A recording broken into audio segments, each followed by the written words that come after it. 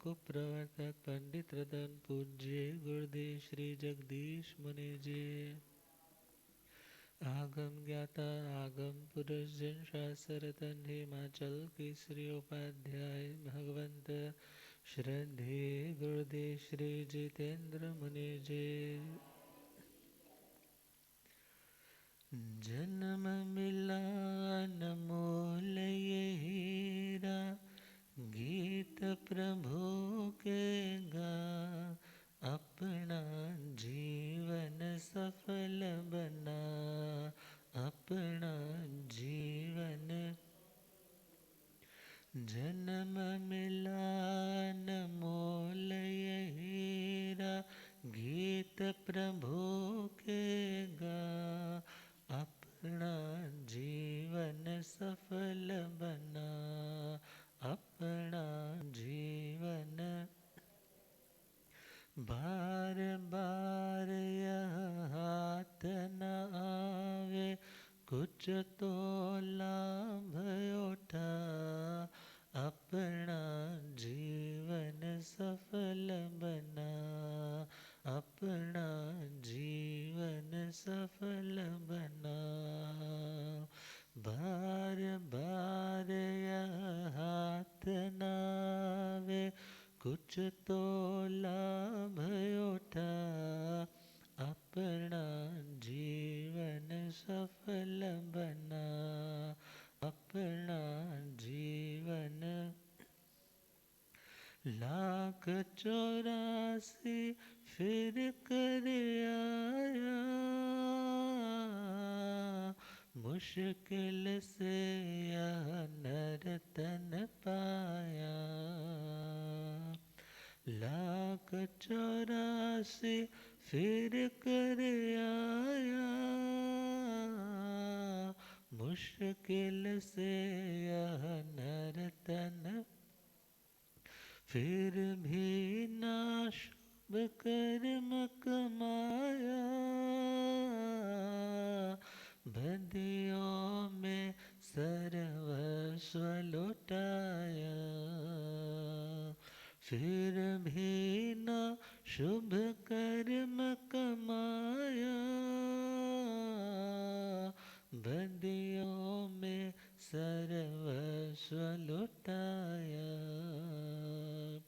सावधान हो जाने वाले, अब तो होश में आ, अपना जीवन सफल बना, अपना जीवन।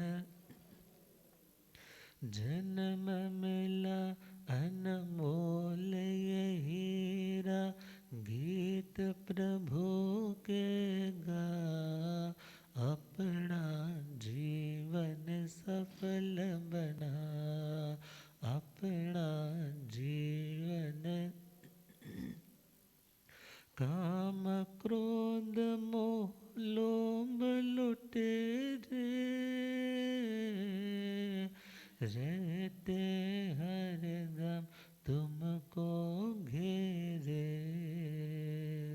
काम क्रोध मोह लोभ लुटेरे, रहते हरदम तुमको घेरे। लूट रे धन माल को तेरे, समझे बैठा जिनको मेरे।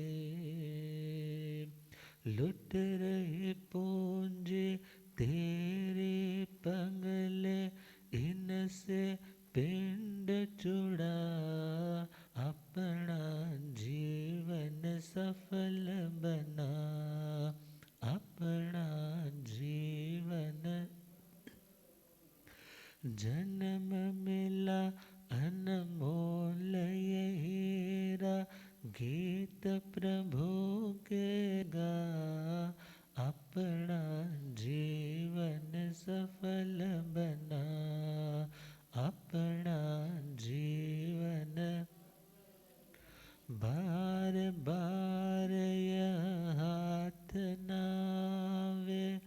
कुछ तो लाभ उठा अपना जीवन सफल बना, अपना जीवन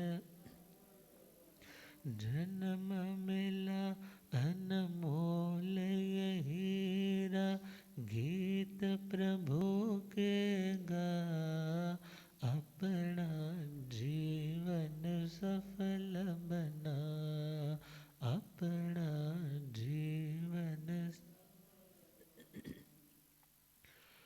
धम मंगल मुकुट अहिंसा संयमो तवो,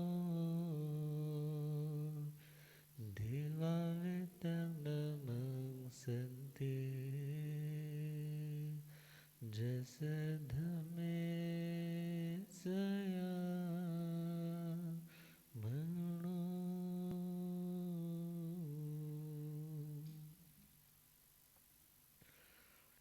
प्रभु वीर के पावन कथा महावीर पावन बनाएगी, झड़ जाएंगे दुख जीवन सावन ये लाएगी, सावन। प्रभु वीर के पावन कथा महावीर पावन बनाएगी, झड़ जाएंगे दुख जीवन के सावन ये लाएगी, सावन। पांचों इंद्रिय संयम में कषाय न जागे, कषाय न जागे, कषाय। इंद्रिय और नौ इंद्रिया अपनी पाले सो आगे, पाले सो आगे, पाले। त्रिदोष से मुक्ति अव्यबाद की श्रेणी पाएगी, झड़ जाएंगे दुख जीवन सावन ये लाएगी, सावन। ग्राम नगर आदि विचरण संयम में लगे ना दोष, संयम में लगे ना दोष, संयम में लगे। स्त्री पशु नपुंसक रहित एकांत स्थान निर्दोष, एकांत स्थान निर्दोष, एकांत। प्रासुक विहार सो मिल को, प्रासुक विहार सो मिल, सुन के समझ में आएगी, झड़ जाएंगे दुख जीवन सावन ये लाएगी, सावन। प्रभु वीर के पावन कथा महावीर के पावन बनाएगी, झड़ जाएंगे दुख जीवन सावन ये लाएगी, सावन। शांति के निकेतन शासनपति श्रमण भगवान महावीर स्वामी के पावन चरणारविंदों में हार्दिक भावना वंदन नमन। मेरे अंधेरे जीवन को रोशनी प्रदान करने वाले परम उपकारी आगम ज्ञान के भंडार आगम ज्ञाता आगम पुरुष जिन शास्त्र रतन हिमाचल केसरी उपाध्याय भगवंत श्रद्धेय गुरुदेव श्री जितेंद्र मुनि जी महाराज साहब के पावन चरण कमलों में हार्दिक भावना वंदन नमन। पाठ पर विराजमान उग्र तपस्वी आदर्श सेवा भावी तप शिरोमणि श्रद्धेय गुरुदेव श्री रमण मुनि जी महाराज साहब के पावन चरण कमलों में भावना वंदन नमन। धर्म सभा में उपस्थित धर्मानुरागियों, सुशीलवती माताओं एवं बहनों, असीम पुण्योदय से भाग्योदय से आप सबको संतों का समागम और वीतरागवाणी श्रवण करने का शुभ अवसर प्राप्त हो रहा है। श्रवण कर रहे हैं परमात्मा श्रमण भगवान महावीर स्वामी की मंगलमय जीवन यात्रा के प्रसंग। सोमेल नाम के ब्राह्मण परमात्मा के श्री चरणों में उस दूती पलाश नामक चैत्य में 100 शिष्यों को साथ लिए पहुंचते हैं। प्रश्न की श्रृंखला कि हे प्रभु, मैं जानना चाहता हूँ आप यात्रा किसे मानते हैं, यापनीय, अव्ययवाद और प्रासुक विहार किसे कहते हैं। तो परमात्मा ने कहा यात्रा का मतलब प्रवृत्ति अर्थात मोक्ष के मार्ग पर चलना बढ़ना ही सच्ची यात्रा है। और उस यात्रा का स्वरूप समझाया। फिर यापनीय के बारे में पूछा कि मंजिल से जोड़ने वाले उपाय कौन से हैं। भगवान फरमाते हैं इंद्रिय यापनीय और नो इंद्रिय यापनीय। जिस व्यक्ति की इंद्रियां, पांचों सेंसेस अपने नियंत्रण में रहती है, मानो 5 घोड़े रथ के आगे जोड़े और वो अपनी मनमानी तो करते हैं मगर उन पर सवारी करने वाला आत्मा जब उन्हें किसी गलत ट्रैक पर जाने नहीं देता, अनुकूलता के हरे चारे को चरने नहीं देता और प्रतिकूलता के कांटों से घबराकर अपने रास्ते से मुड़ने नहीं देता, तो उस व्यक्ति के लिए अपनी मंजिल को पाना निश्चित हो जाता है। तो पांचों इंद्रियां अपने अपने विषय को, शब्द, रूप, गंध, रस, स्पर्श को तो हूबहू वैसे ही ग्रहण करेंगी। एक तीर्थंकर आत्मा, भले वो तो साक्षात आत्मा से ही हर चीज की अनुभूति कर सकते हैं और करते हैं, मगर वो किसी शब्द, रूप, गंध, रस, स्पर्श को जान करके यदि अनुकूल है तो उसके प्रति किसी भी तरह से आकर्षित नहीं होते, उसके लिए कभी पागल नहीं बनते, उसके लिए कभी पॉजेसिव नहीं बनते।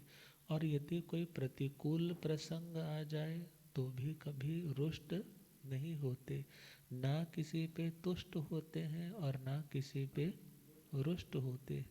और दुनिया में जो लोग हैं वो क्षणे रुष्टा क्षणे तुष्टा, रुष्टा तुष्टा क्षणे क्षणे। अनवस्थित चित्ताना प्रसादो भी भयंकर, अर्थात जो व्यक्ति क्षण में तो खुश हो जाए और थोड़ी सी बात होगी तो हर्ट फील हो जाए, तो कहा ऐसे लोग अनस्टेबल कहलाते हैं। ऐसे लोगों को अनवस्थित चित्त वाला कहा जाता है, जिनका चित्त, जिनका मन, जिनकी बुद्धि अभी बैलेंस्ड नहीं है।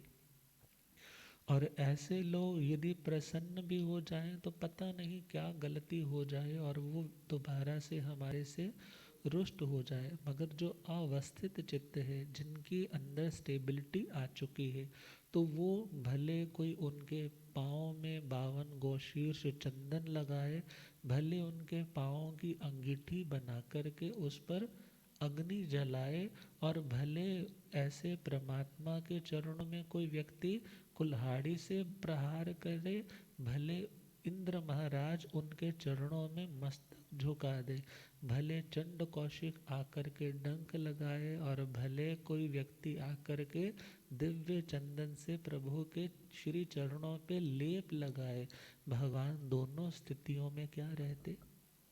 सम रहते। अब भगवान आत्मा हमारे भीतर भी तो वैसी ही आत्मा है, जो निश्चय से शुद्ध है, निश्चय से बुद्ध है, निश्चय से कर्मों से पूरी तरह से मुक्त है। मगर अभी व्यवहार के प्रेजेंट स्टेट के आधार पर हम देखें, हमने उस सिचुएशन को पाया नहीं है। मगर उसे पाने के लिए हमें ये अभ्यास करना होगा कि इंद्रियों के विषय मिलने पर हम उनके प्रति पागल ना बने, यदि अनुकूल है, नहीं मिले हैं तो तड़पे नहीं। क्यों? क्योंकि इनसे कभी आत्मा तृप्त होने वाली नहीं। और सेकंड पॉइंट बताया, नो इंद्रिय यापनीय। जो व्यक्ति सहनशील होता है, जो व्यक्ति विनम्र होता है, जो व्यक्ति सरल होता है, और जो व्यक्ति संतुष्ट होता है, ऐसा व्यक्ति अपनी मंजिल पर जल्दी पहुंच जाता है। और जो व्यक्ति लड़ता रहता है, झगड़ता रहता है, ग्रज पे ग्रज, रिवेंज पे रिवेंज पालता रहता है, ऐसे व्यक्ति के हिसाब किताब ही जब कार्मिक ख़त्म नहीं होंगे, जब कार्मिक अकाउंट्स ही उसके नील नहीं होंगे, तो वो आत्मा कर्मों से मुक्त, रीबर्थ से, री इनकारनेशन से, पुनर्जन्म से भी मुक्त नहीं हो पाएगी। और परमात्मा कहते हैं जन्मं दुखम जरा दुखम, जन्मना भी दुख रूप है, और बुढ़ापा भी दुख रूप है, मृत्यु भी दुख रूप है, और मरना भी दुख रूप है। और यदि दुखों से मुक्ति चाहिए तो परमात्मा कहते हैं दुखी होना छोड़ दो। क्या छोड़ दो? दुखी होना छोड़ दो। क्रोध करोगे तो पहला दुख तो आपको ही मिलेगा, अभिमान करोगे तो भी आपको ही दुख झेलना पड़ेगा। यदि किसी ने नहीं पूछा, इंसल्ट फील हो गई, हर्ट फील हो गया, दुख तो हमें ही पहुंचा ना। और यदि माया छल कपट करेंगे, प्रिटेंड करेंगे, डाइकोटमी करेंगे, छुपाव करेंगे, तो हमारे भीतर का ही सेल्फ कॉन्फिडेंस वो लैक होने लग जाता है। हम भय के एक बोझ के तले जीवन जीने लग जाते हैं। हमें हमेशा पकड़े जाने का एक डर, एक खतरा बना रहता है। तो भगवान कहते हैं मंजिल पर जाना है, रिलैक्स होकर के चलो, बढ़ते चलो, मगर सरलता के साथ चलो। और चौथा पॉइंट कहा, लोभ को त्यागो, क्योंकि दुनिया आज तक किसी की हुई नहीं, और कितने कितने बड़े बड़े सम्राट होकर के चले गए, आज उनके महल खंडहर बन रहे हैं। कुछ गवर्नमेंट ने एक्वायर कर लिए हैं, जो कुछ अभी शेष उनके अवशेष बचे हैं। मगर उनमें रहने वाले जब सदा न रह पाए, तो हे आत्मा, दुनिया का कोई भी पदार्थ तुम आज इकट्ठा क्यों ना कर लो, वो सदा तुम्हारे साथ रहने वाला नहीं।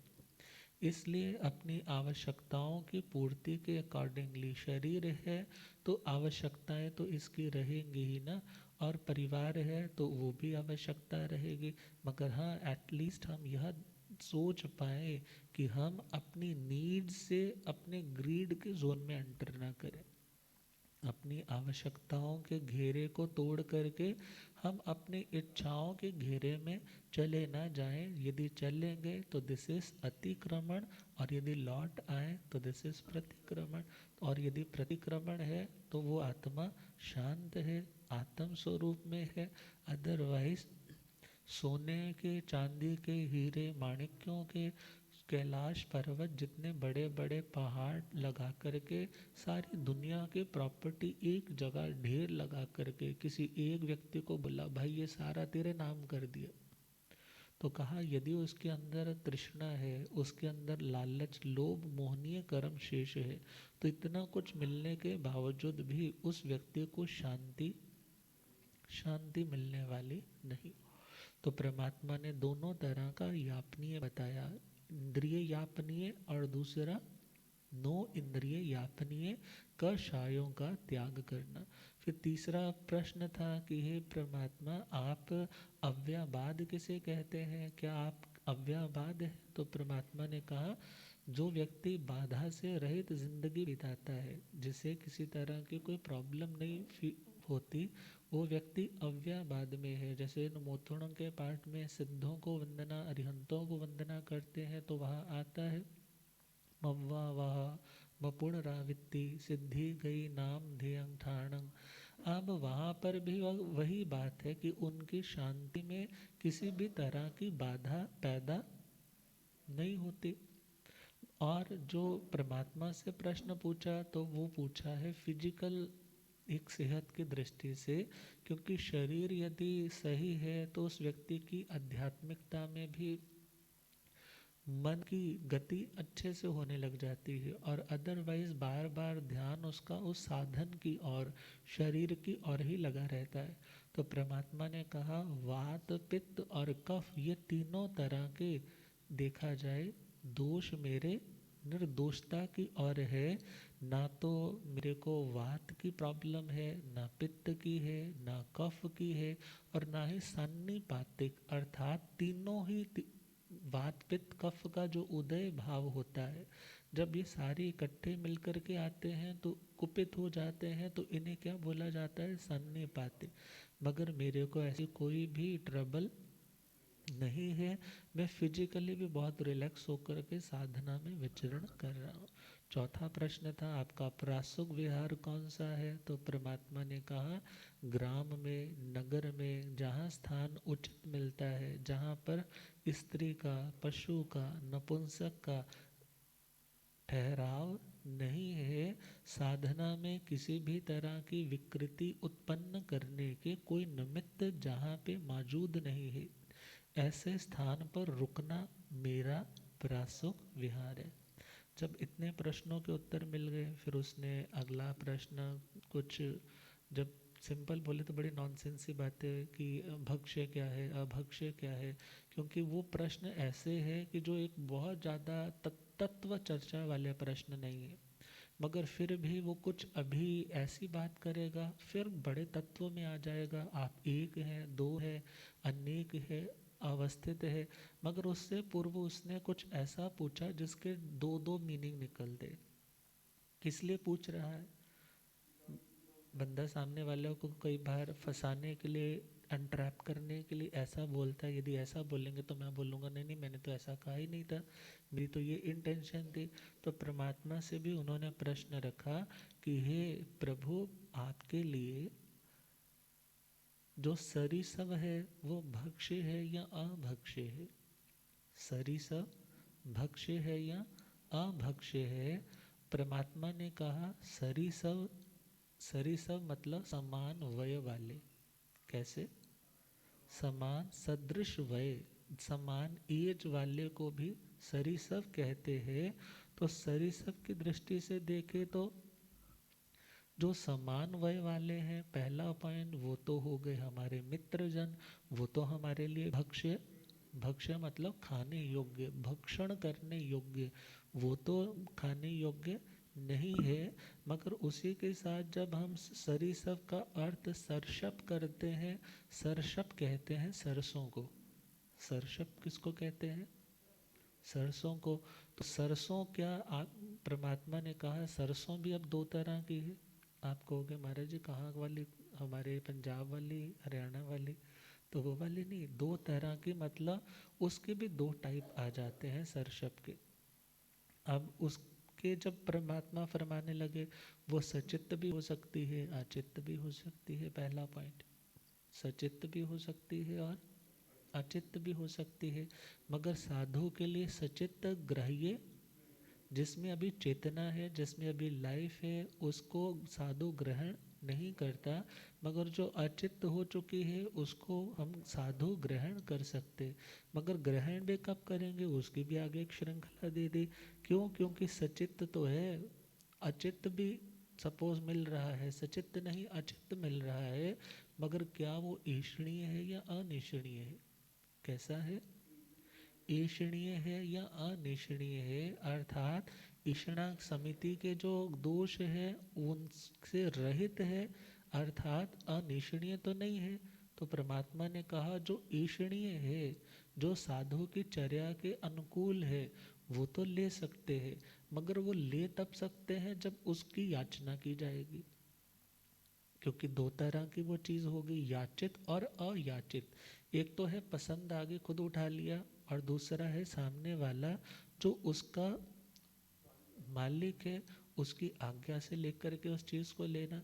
तो परमात्मा कह रहे हैं दो तरह से वो चीज़ मिल सकती है, या तो याचना से या बिना याचना के। मगर जैन साधु कोई भी चीज़ लेगा तो कब कैसे लेगा? याचना से। भले आज का पैटर्न कुछ अलग है, आज तो गुरु महाराज को घर घर लेकर के खुद जाते हैं और सबसे बढ़िया से बढ़िया वस्तु की विनती करते हैं कि आप कृपा करें, हमें सौभाग्य मिला आपकी सेवा करने का, कुछ ग्रहण करें, ये कृपा करें, ये कृपा करें। मगर पुराने पैटर्न में तो कई तरह के साधु होते थे। अब कई तरह के होते थे, लगभग लगभग कुछ समान और कुछ भिन्न चर्या पालने वाले वो लोग होते थे। तो वो साधु द्वार पर खड़े होकर के ही अपनी भिक्षा ग्रहण कर सकते हैं। कोई अंदर तक किचन तक लेकर जाना चाहे तो भावना से लेकर के भी जा सकता। मगर पुराने पैटर्न के अकॉर्डिंगली अब याचित और अयाचित, याचित और अयाचित, साधु कौन सा भोजन ग्रहण करेगा? पहली बार सचित। अब सरसों ऐसे ही है तो आप बोलो महाराज जी ले जाओ, तो महाराज जी तो नहीं ना लेके जा सकते। हाँ, आपने सरसों का साग बना रखा है, सरसों किसी चीज़ में ऑयल के रूप में यूज़ कर रखा है, तो वो सरसों साधु के लिए ग्राह्य है, अचित्त है। और यदि ऐष्णीय है, कोई संघट्टा इत्यादि नहीं लग रहा, तो वो ले सकते हैं। और यदि ऐसा कुछ है तो उसको भी ग्रहण नहीं कर सकते। फिर अगला पॉइंट था कि वो याचित याचना करके ही लेंगे, मगर अयाचित अपने आप वहाँ से उठा करके। ऐसा तो नहीं होता महाराज जी खुद आपकी शेल्फ से कुछ चीज़ उठा करके बोल रहे भाई मैं तो ये लेके जा रहा हूँ। आप विनती करते हैं कि महाराज साहब कुछ इनमें से कृपा करो, अच्छा बोलेंगे थोड़ा इसमें से डाल दो। तो साधु याचित तो ले सकता है, मगर अयाचित। अब याचित का मतलब हुआ याचना, सिंपल याचना। एक कहा कि मुझे ये वस्तु खप जाएगी, हाँ मेरे को दे दो। मगर अब लब्ध और अलब्ध, लब्ध का मतलब मिल जाना, पंजाबी में लब जाना। सामने वाले का मन बन गया, उसने कहा कृपा करो, तब तो ले सकता है। मगर सामने वाले का मन ही नहीं बना, उसने कहा मैंने तो आज बड़े मन से ये चीज़ बना के रखी है कि मैंने ही खानी है, मेरे बेटे ने आकर के खानी है, तो मैं तो महाराज ये चीज़ नहीं दे सकती। तो ऐसे टाइम में यदि वो चीज़ नहीं मिल रही, साधु याचना, सपोज उसको ज़रूरत है घर पे, सपोज साधु के किसी महाराज को इस चीज़ की आवश्यकता है, स्वास्थ्य अनुकूल नहीं है, उसी चीज़ की आवश्यकता है, और गृहस्थ के घर में बनी भी है और बिल्कुल निर्दोष भी है, और वो वहाँ से जाकर याचना भी कर रहे, मगर वो दे नहीं रहे। तो ऐसे में थोड़ा झगड़ा करके शर्ट पकड़ करके देता कि नहीं देता? ऐसा तो नहीं ना। साधु की जो चर्या है वो बड़े स्वाभिमान की चर्या है, अभिमान का त्याग मगर स्वाभिमान की पालना। स्वाभिमान मतलब उसकी जो मर्यादाएं हैं वो उनको क्रॉस करके किसी चीज़ को ग्रहण नहीं करता। इसीलिए तो जैन साधु की विशेषता है, वो भिखारी नहीं है, वो भिक्षु है। वो भिखारी, अब भिखारी तो सपोज करो ना, आप प्रसाद बांटने जाते हो तो वो तो आपके हाथ से वो और भी खींचने की कोशिश करते, मेरे को 2 लड्डू दो। मगर जैन साधु तो ना तो ऐसी पंक्तों में बैठते हैं और ना ही ऐसे लेते हैं, और जितना मिल जाए उतने में से भी वो कम लेने की कोशिश करते हैं। तभी बोलते हैं देता भावे भावना, लेता करे संतोष, वीर कहे सुन गोयमा दोनों जासी मोक्ष।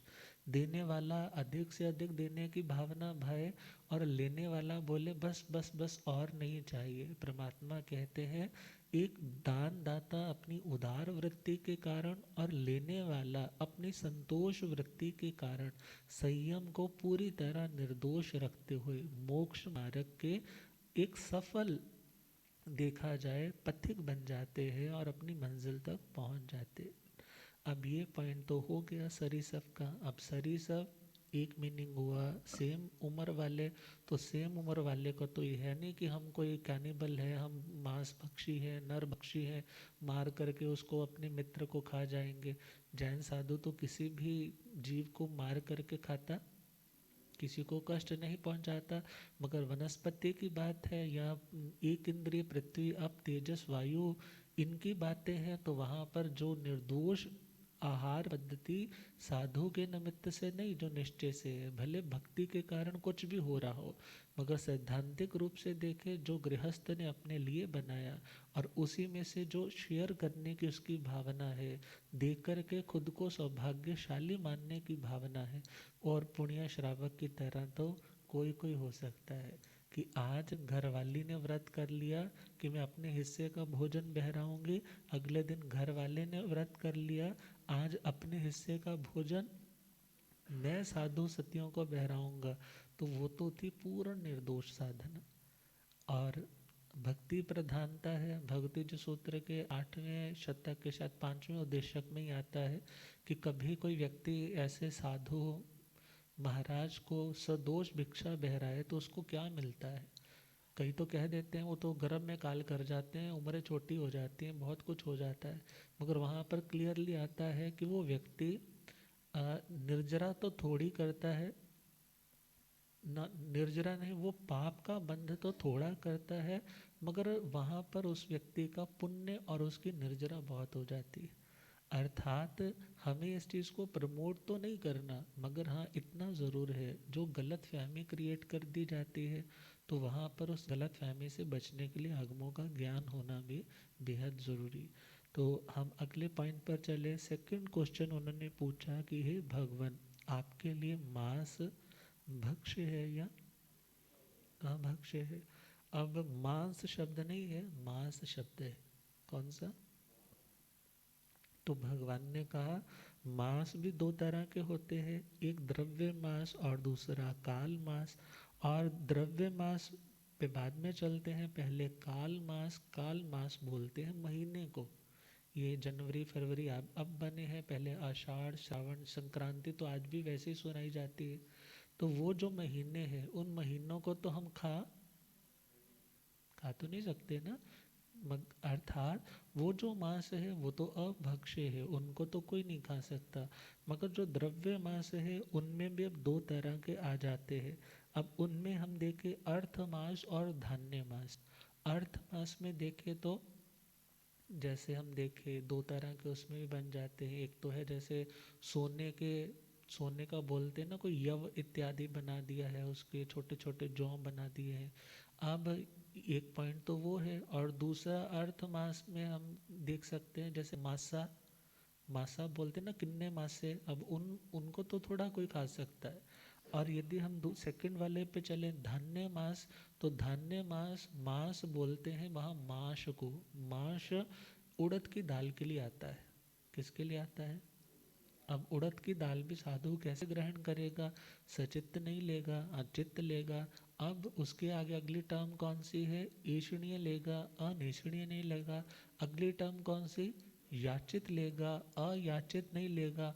और लास्ट टर्म लब्ध लेगा, अलब्ध।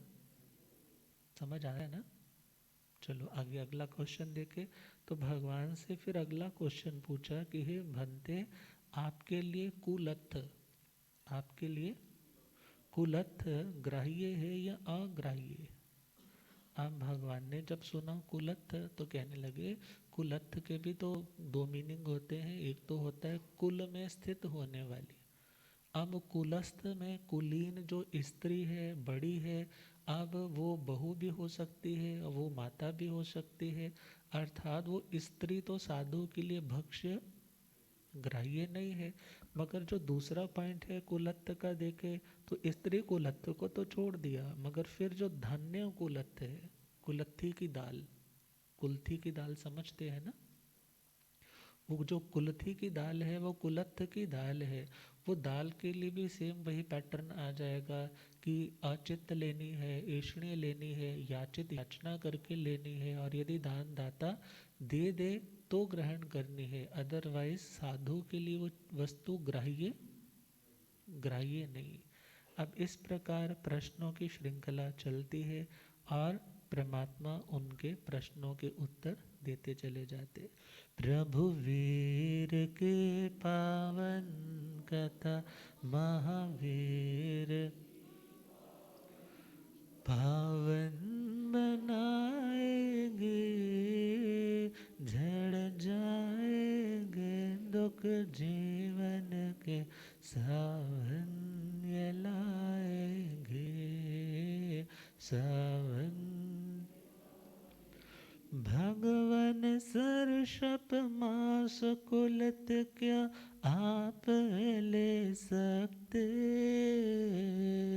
आप ले सकते, हम भगवन आप हैं शस्त्र परिणत ये शणीय याचित ले सकते, ओ सो मिल याचित ले सकते, हंसो मिल याचित।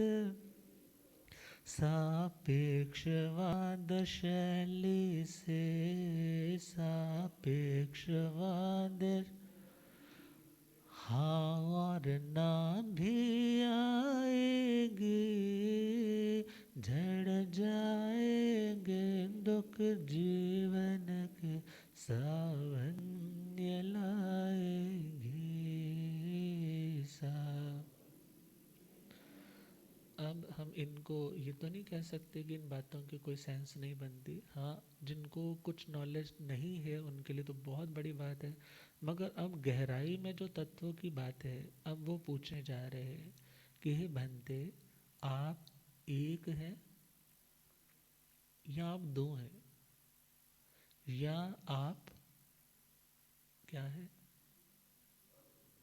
आप एक है, दो है, या अक्षय है, या आप अवस्थित है, या आप अव्यय है, और या आप अनेक है।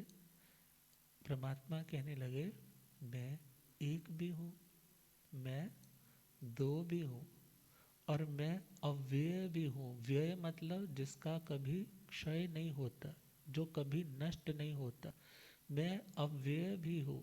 परमात्मा कहने लगे मैं अवस्थित भी हूँ, मैं अक्षय भी हूँ, और मैं स्थिर भी हूँ, और मैं नाना रूपों को धारण करने वाला भी हूँ। परमात्मा ने जब ये कहा, कहने लगे बंदे ये कैसे, आपने कैसे कहा कि आप एक भी हैं, दो भी हैं, अक्षय भी हैं, अव्यय भी है, अवस्थित भी है, और नाना रूप वाले भी है। तो भगवान कहने लगे मैं एक द्रव्य आत्मा की अपेक्षा से, किसकी अपेक्षा, द्रव्य आत्मा। यहाँ द्रव्य का मतलब है संख्या, यहाँ द्रव्य का मतलब संख्या, काउंटिंग। तो उस एक काउंटिंग की दृष्टि से मैं आत्मा कौन हूँ, मैं एक आत्मा हूँ, मगर मेरी इस आत्मा के दो रूप, ज्ञान और दर्शन, ज्ञान और जानना और देखना, मेरी इस आत्मा के दो सहज गुण हैं। सहज का मतलब जो स्वाभाविक नेचुरल एट्रीब्यूट्स रहते हैं किसी के, उन्हें सहज गुण बोला जाता है। तो जानना और देखना ये मेरे दो रूप है, मैं दो भी हूँ। और फिर कहा कि मैं अक्षय भी हूँ, अर्थात मैं कभी नष्ट होने वाला द्रव्य, आत्म द्रव्य कैसा है, कभी नष्ट नहीं होता। और फिर अव्यय, अव्यय का मतलब जो कभी व्यय को प्राप्त, और पंजाबी में कहते हैं ना गुट्टी, गुट्टी समझते हैं, 100 नोटों की, हाँ क्या बोलते हैं, गड्डी भी बोलते हैं, गुट्टी भी बोलते हैं। अब वो रखी है आपने, अब क्या देते हैं ना, रुपया तड़ाया थे गया मुंडा ब्याह थे। अब व्यय का मतलब है घटना, मगर जितने आत्मा के प्रदेश हैं आज हैं वो कभी घटते, कभी व्यय को प्राप्त नहीं होते। शरीर पे आता है बुढ़ापा, मगर आत्मा पे बुढ़ापा, आत्मा पे बुढ़ापा नहीं आता। अब आत्मा तो नित्य नई है और आत्मा नित्य ही पुरातन है, अर्थात आत्मा नई से नई है और आत्मा प्राचीन से प्राचीन है। और अगला पॉइंट कहा ये आत्मा अवस्थित है।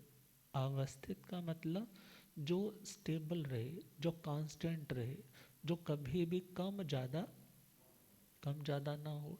हम अक्सर बोल देते हैं कि तेरे मिलने से मैं कुछ का कुछ हो गया। अब कुछ का कुछ क्या हुआ वो तो एक फीलिंग की बात है, मगर किसी के मिलने से तुम्हारे आत्मा के असंख्यात प्रदेश जितने हैं, लोकाकाश के कितने प्रदेश हैं? असंख्यात। लोकाकाश के कितने प्रदेश हैं? और अलोकाकाश को यदि साथ में ऐड करें तो आकाश के प्रदेश अनंत अनंत आएंगे। मगर अदरवाइज लोकाकाश के प्रदेश असंख्यात, और हर आत्मा के आत्म प्रदेश कितने? असंख्यात। कितने? असंख्यात। तभी तो जब कभी केवली समुद्घात होती है, और जब वो दंड और दंड के बाद कपाट और कपाट के बाद कपाट के अंतरों को भरा जाता है, तो पूरे लोक में वो आत्म प्रदेश फैल जाते। तो खैर वो बात तो अलग है, मगर जस्ट हम समझ रहे हैं कि आत्मा के जितने प्रदेश है वो असंख्यात है, और वो ना कभी कम होते हैं और ना कभी ज़्यादा होते। किसी के मिलने से हमारी आत्मा का एक भी प्रदेश बढ़ेगा नहीं, कभी नहीं बढ़ा, ना आज तक बढ़ा, ना आगे बढ़ने वाला है। और ना ही किसी के बिछुड़ने से, किसी के जाने से हमारी आत्मा का एक भी प्रदेश कम होने वाला है।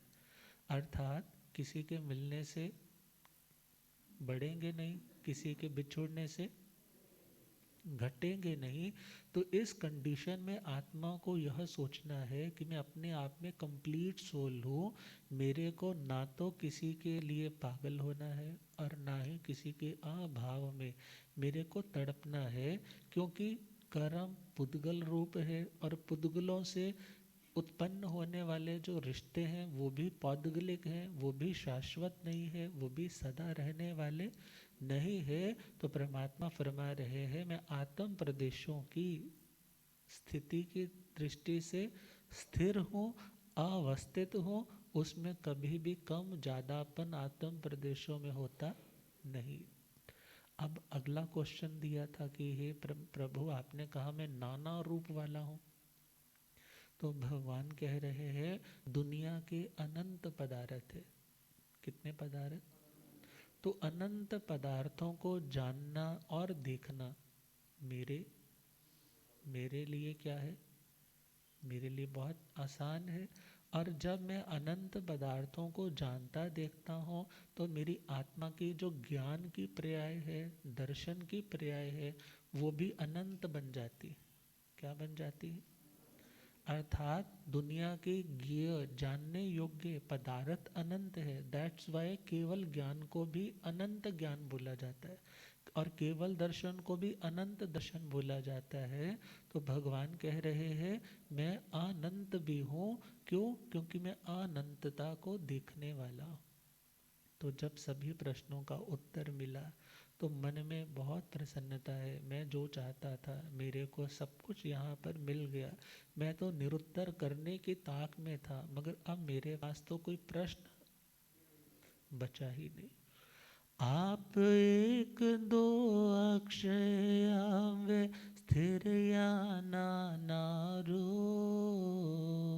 स्थिर या नानारूप भगवन स्थिर या सो मिल द्रव्य से एक ज्ञान दर्शन से हो द्विरू, दर्शन से द्विरू, ज्ञान दर्शन से हो द्विरू, प्रदेशत अक्षयादि उपयोगता अनंतता समझाए जाएगी, झड़ जाएंगे दुख जीवन के सावन्य गे। हुआ निरुत्तर श्रद्धा से श्रावक दीक्षा धारी, श्रावक दीक्षा धारी, श्रावक दे प्रभु महावीर स्वामी तो निश्चय से उपकारी, सबके उपकारी प्रभु तो सबके। सूरज के सामने जुगनू, सूरज के सामने की ना रोशनी आएगी, झड़ जाएंगे दुख जीवन के, सावन ये लाएगी सावन। प्रभु वीर की पावन कथा, प्रभुवीर की पावन, झड़ जाएंगे दुख जीवन के, जिलाएगी सावन। परमात्मा का 30वां चौमासा, जिसमें यह मंगलमय घटना घटी। गुरुदेव पधारे। हो रब मेरा सतगुरु,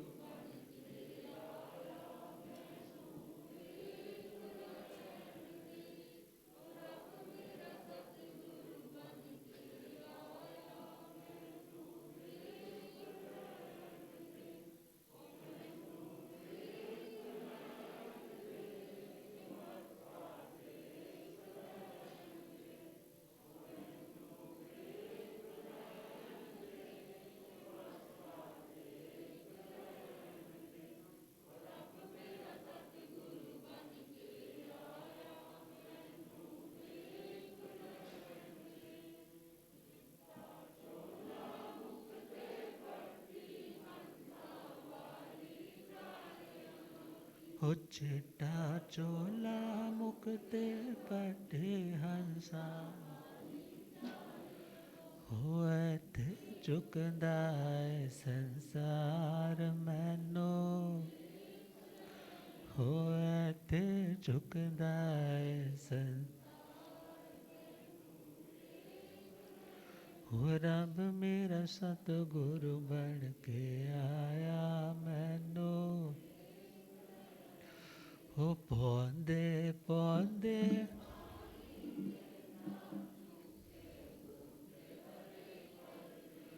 हो पौंदे पौंदे पाड़ी देंदा, सोके बूटे हरे कर, ओ केड़ा माली बन के आया मैनू, हो केड़ा माली बन के आया मैनू। हो रब मेरा सतगुरु बन के आया। भूलियागम ज्ञाता आगम पुरजन शास्त्र तन हिमाचल केसरी उपाध्याय भगवंत श्रद्धे गुरुदेव श्री जितेंद्र मुनि जी। तो 30वें वर्षावास में वाणिया ग्राम में परमात्मा के श्री चरणों में सोमेल नाम के उस वेद पाठी ब्राह्मण के प्रश्नों का समाधान हुआ।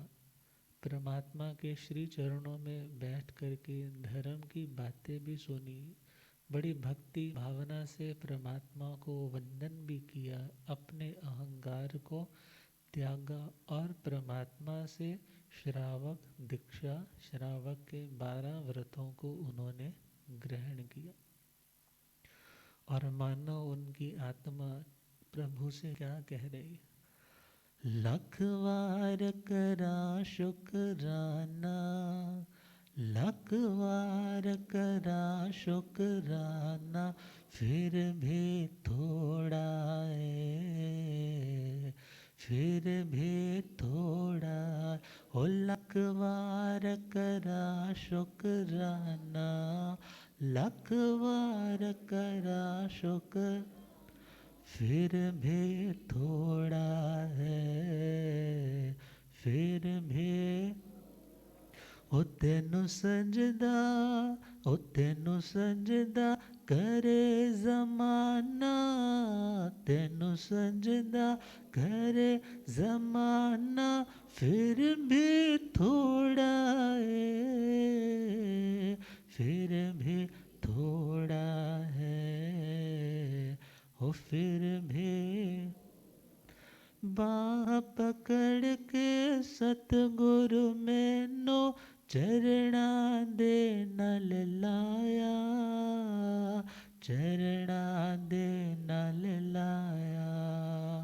बाह पकड़ के सतगुरु मैनो चरणा दे नल लाया, चरणा कौडिया वाला मुल से मेरा तुसी अनमोल बनाया, तुसी अनमोल बनाया। ओ चाहे कोठे चढ़ चढ़ गावा, ओ चाहे कोठे चढ़ चढ़ गावा, फिर भी थोड़ा है, ओ फिर भी ओ लख वार करा शुकराना, ओ लख वार करा शुकराना, फिर भी थोड़ा है, फिर भी ओ तेनू सजदा, ओ तेनू सजदा करे ज़माना, तेनू सजदा करे ज़माना, फिर भी थोड़ा है, फिर भी थोड़ा है, फिर भी। तो परमात्मा का मंगलमय विचरण अब उस वाणीय ग्राम से आगे की ओर होता है। प्रस्थान आगे कहाँ होता है, कहाँ 31वां चौमासा होगा, तो उसकी चर्चा कल करेंगे। आप श्रद्धेय गुरुदेव जी हमारे साथ कृपा फरमाए। इन्हीं भावों के साथ ओम शांति।